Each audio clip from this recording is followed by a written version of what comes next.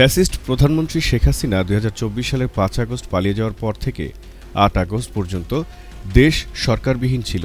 এ সময় সংবিধান লঙ্ঘন করেই প্রধানমন্ত্রীর লিখিত পরামর্শ ছাড়াই রাষ্ট্রপতি শাহাবুদ্দিন তার ও শেখ হাসিনার সাধের আমির সংসদ নিজেই ভেঙে দিয়েছিলেন।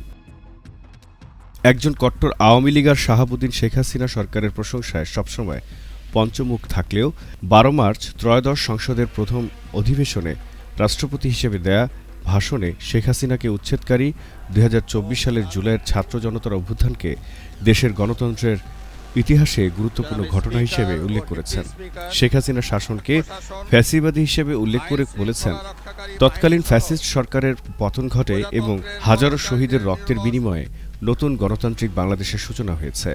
দীর্ঘ ১.৫ দশকের শাসনামলে গুম, খুন, বিচার বহির্ভূত হত্যাকাণ্ড এবং ফ্যাসিবাদ বিরোধী আন্দোলনে নির্যাতন নিপীড়নের কথা উল্লেখ করেছেন ভাষণে। ২০২৪ সালের জুলাই আগস্ট মাসে ছাত্র জনতার গণ অভ্যুত্থান একটি গুরুত্বপূর্ণ ঘটনা। কোটা সংস্কার আন্দোলন থেকে এক পর্যায়ে এটি ফ্যাসিবাদ বিরোধী আন্দোলনের রূপ নেয়।